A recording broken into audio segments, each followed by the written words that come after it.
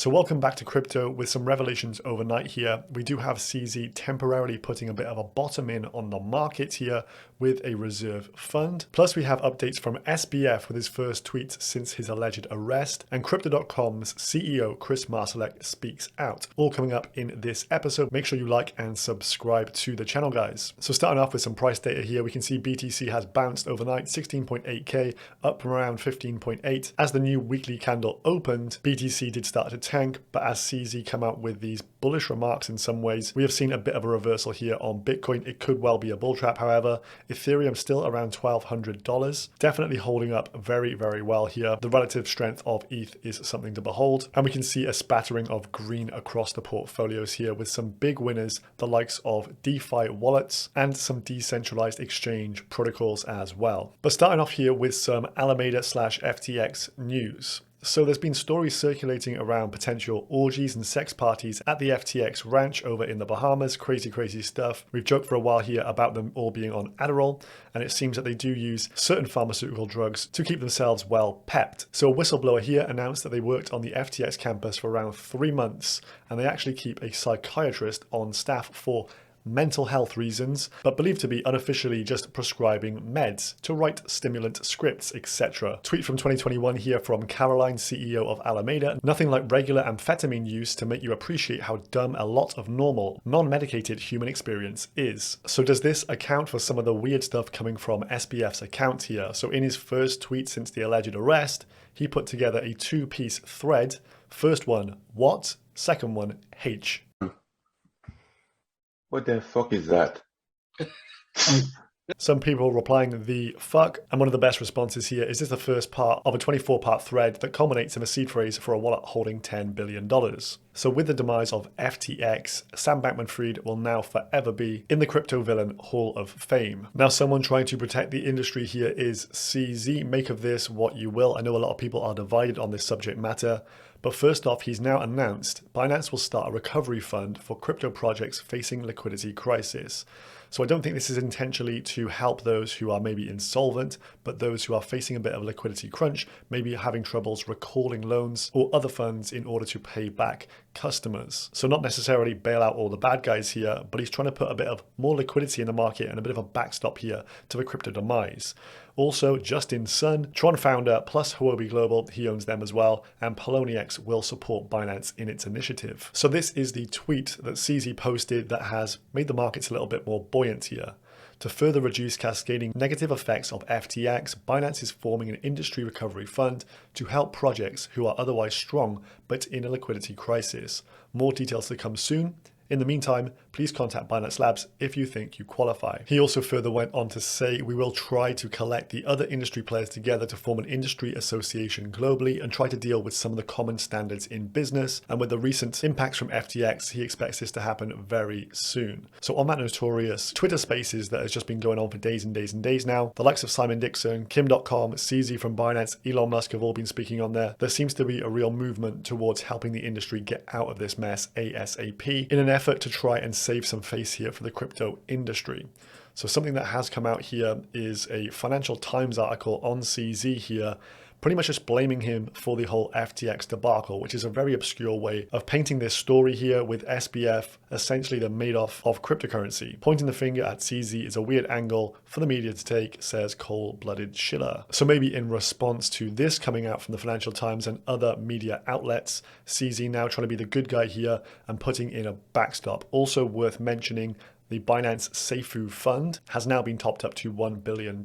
So any troubles that Binance face, maybe a hack or something, they do have almost $1 billion in rather liquid assets ready to deploy. So on the one hand, he does seem to be leading by example here, but some people are a bit more skeptical. Chainlink God posted this.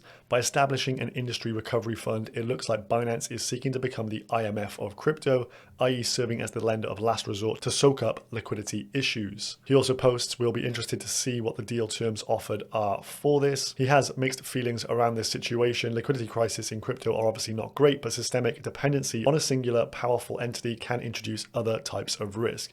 And that is fair to say. We do not want Binance to have like 90% market share, as then we do really have one single point of failure in crypto, and that is not what the ethos is about. So now we're starting to see many exchanges speak up about their liquidity, about their proof of reserves, and all the debacle that unfolded over the weekend. Crypto.com and Kris here had an AMA. I'll leave this as a link down below. 41 minutes, put it on 1.5x because he speaks pretty slow. But here are some of the highlights from this. So in the balance sheet report, the proof of reserves that Kris and team posted, there is a huge amount of SHIB on the books. So in response to this, he said, look, we hold our assets one for one with what customers deposit. And hence, over the last year or so, a lot of people were interested in SHIB.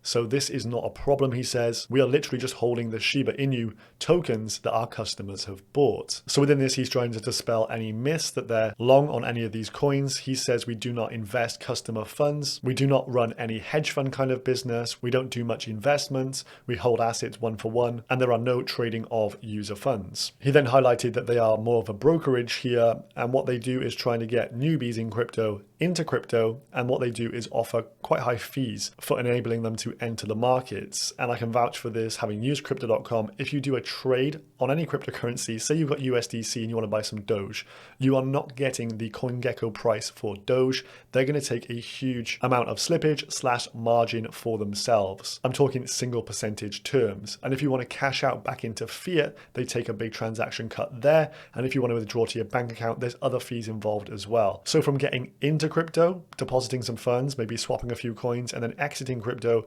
I could easily say that on a typical account, you could spend over £100 or in the region of $150 US plus throughout your time utilizing Crypto.com. Kris also went on to describe all the alliances they have with Visa, for example. They have the Visa debit cards. They're highly compliant. They practice good privacy. They have the best in-class security, apparently, and are a stable and regulated business. He then went on to describe all the licenses they have in geographies where other exchanges do not have said licenses. So they're definitely trying to put their best foot forward here. He talked about the FTX exposure. We have minimal exposure here, under $10 million potentially lost with this, and we never deployed capital for yield with FTX or a third party. This account here posted, why did Crypto.com send $1 billion of stables to FTX in the first place? Kris's response to this was the fact there's better liquidity on the likes of FTX. So if they want to go and buy huge amounts of Shiba for their clients, or the Sol token or Serum tokens, for example, that was the market they had to enter with stables to go and purchase the tokens on behalf of customers. Again, I'll leave the link down below if you go and check it out for yourself. He kind of answers